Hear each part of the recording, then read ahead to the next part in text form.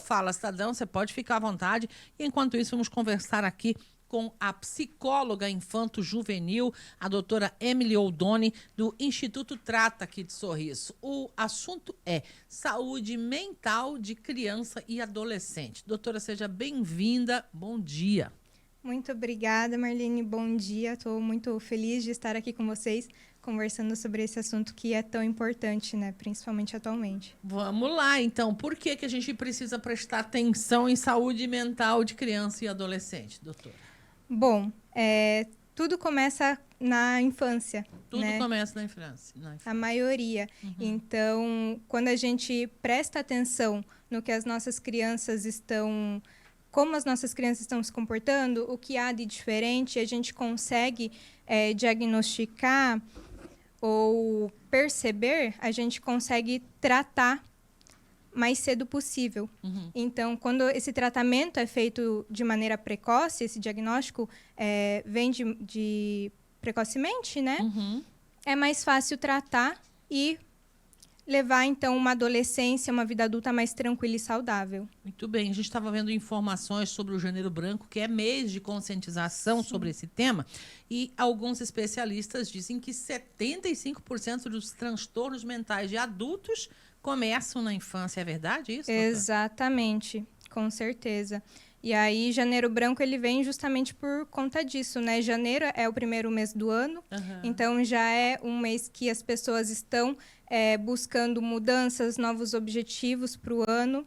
E as crianças, elas são as mais afetadas, principalmente porque elas estão fazendo... Tudo que elas fazem é novo, né? É novidade, elas estão aprendendo tudo pela primeira vez. Perfeito. E quando isso não é realizado da maneira correta, saudável, né? Quando eles têm qualquer influência negativa, pode acontecer, então, de acarretar num transtorno de ansiedade, por exemplo, que é o mais comum, e aí levar isso para a adolescência, para a vida adulta. Só tende a piorar, então. Sim, só tende a piorar. O que fazer, então? O que a gente precisa observar? Que olhar deve ter pais ou quem cuida das crianças, os cuidadores, enfim, para não piorar as coisas? Sim.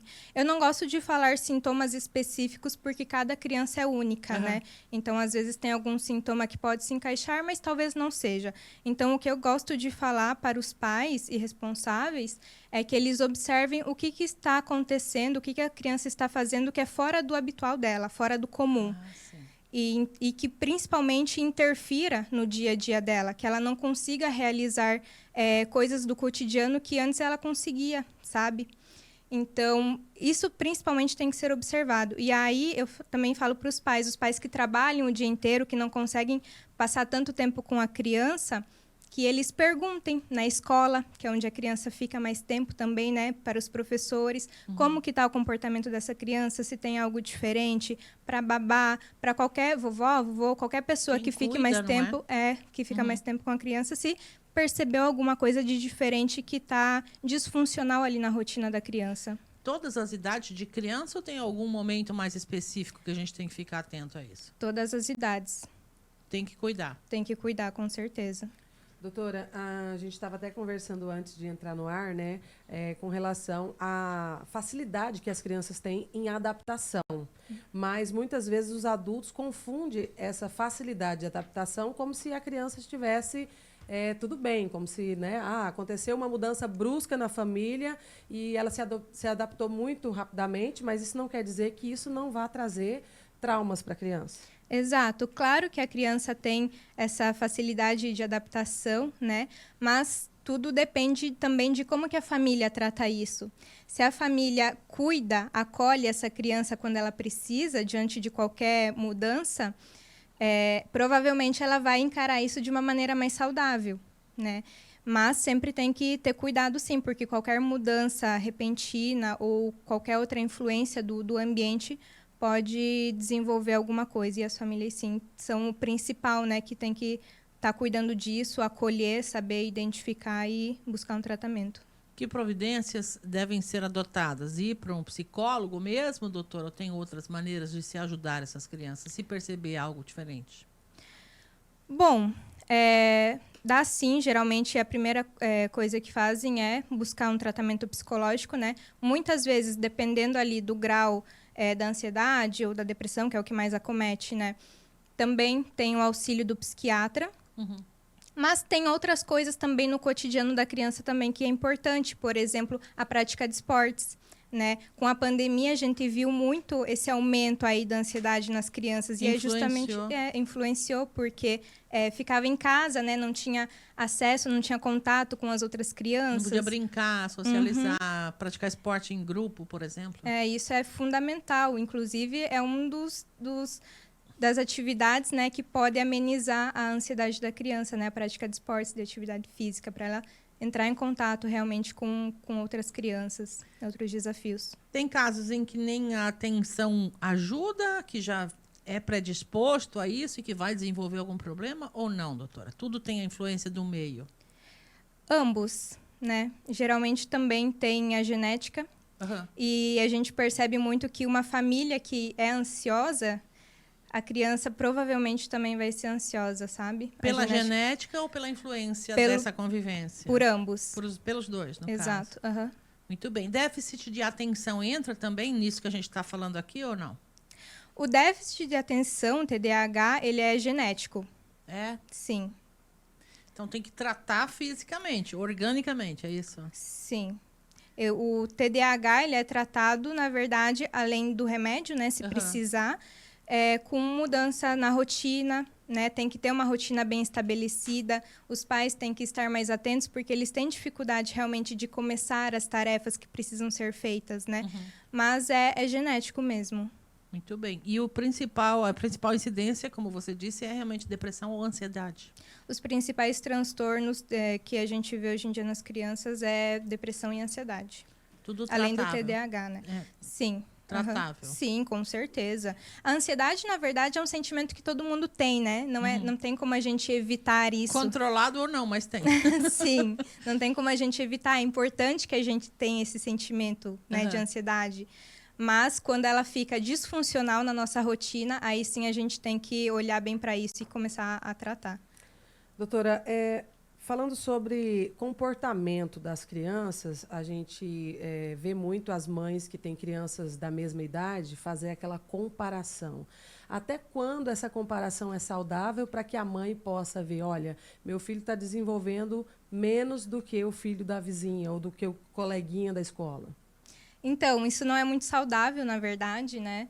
É claro que a gente tem os marcos de desenvolvimento e a gente tem que levar isso em consideração, mas ficar comparando com outras crianças não é nem saudável para os pais, muito menos para as crianças, né? Então, sempre se está muito fora ali do marco de desenvolvimento, está muito atrasado ou muito adiantado... Tipo, na fala, na caminhada... É bom sempre levar para o médico, né? Para ver o que pode estar acontecendo. O médico do postinho tem condições de orientar para verificar se essa criança precisa ou não de um acompanhamento especializado? Sim. E encaminhar, no caso, se for necessário? Acredito que sim. O primeiro passo seria realmente? Ou, geralmente, psiquiatra também, né? Algo mais para a gente falar sobre este assunto, doutora, que seja nesse momento importante para quem está nos ouvindo? O pós-pandemia, como lidar? Nós já saímos dessa fase, na sua opinião, ou ainda temos que ter atenção com isso? Ainda temos que ter um pouco de atenção, né? Porque ficam resquícios. Então, principalmente com as crianças, né, que passaram por essa fase muito cedo, elas podem estar com algumas questões de desenvolvimento atrasadas, né, por conta disso. Então, tem que ser levado em consideração. O que faltou de estímulo, digamos isso. Até mesmo na aprendizagem, né, da escola. Crianças que estavam ali na fase da alfabetização, e aí veio a pandemia. A gente sabe que, por mais que tenham tido as aulas online, não é a mesma coisa para uma criança, né? Então, pode ter tido um atraso ali. Na cabeça da criança, eu não estou na escola. Estou fazendo tarefa, digamos assim, né? Se para a gente já é difícil, né? Imagina para uma criança se concentrar assim online. E aí, fora essa falta de interação social, né?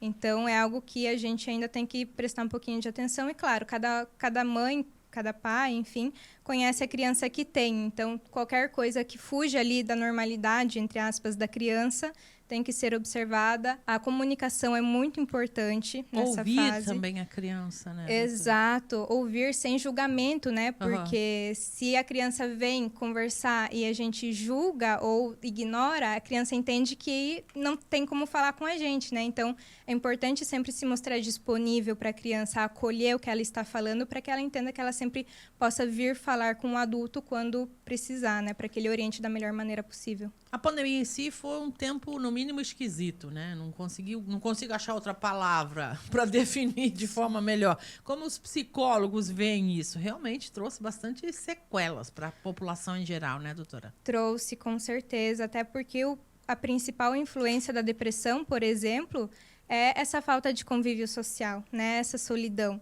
Então, isso se percebeu muito na pandemia, né? As pessoas não tinham como conviver em sociedade. E para as crianças e adolescentes, com certeza, piorou, até pela questão das redes sociais, né? Fica mais tempo ali conectado, online, e aí as redes sociais já... Afastam das pessoas mesmo, de uma certa maneira, né? O E contato. também induz a comparação, né? Perfeito.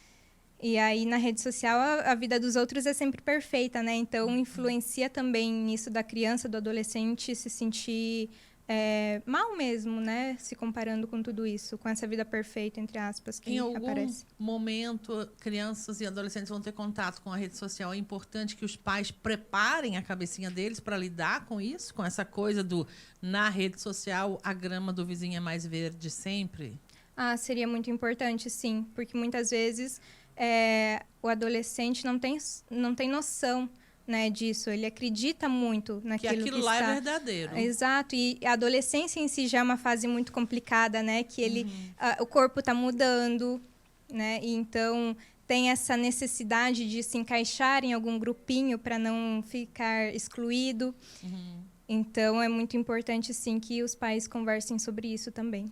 Muito bem. Saúde mental deve estar, então, no topo da lista dos nossos cuidados, né, doutora? Sim, com certeza, né? Principalmente, como eu já falei, quando é diagnosticado, quando é olhado para isso com carinho na infância, é mais fácil de ter uma adolescência, uma vida adulta mais saudável, né? Porque quando leva isso para a fase adulta, não que não seja possível de tratar, mas fica mais difícil, né? Já vem a vida inteira ali com aquele padrão de comportamento mais ansioso. Muito bem. Obrigada, doutora, pela sua vinda e sempre bem-vinda a esses microfones. Fica à vontade para deixar uma mensagem, então, para mães e pais que às vezes se preocupam com os filhos nesse sentido, percebe algo, mas nem sabe o que fazer diante disso. Sim, então sempre oriento, né, os pais, os responsáveis a acolher sempre a criança quando ela busca ajuda e quando não também se interessar pela vida da criança, por mais que ela não responda sempre, né? Mas se interessar, brincar, porque a criança não vai chegar e falar, eu estou ansiosa. Então, é por meio das brincadeiras, né, desses sinais diferentes que os pais ou outras pessoas notam nas crianças que a gente percebe. Então, olhar com cuidado, conversar, brincar muito e isso já é metade do caminho andado aí para que se tenha uma vida mais saudável. Perfeito. E se precisar, procurar a saúde mesmo. Com certeza. Sempre buscar um psicólogo, um psiquiatra, para conferir se está tudo certinho também.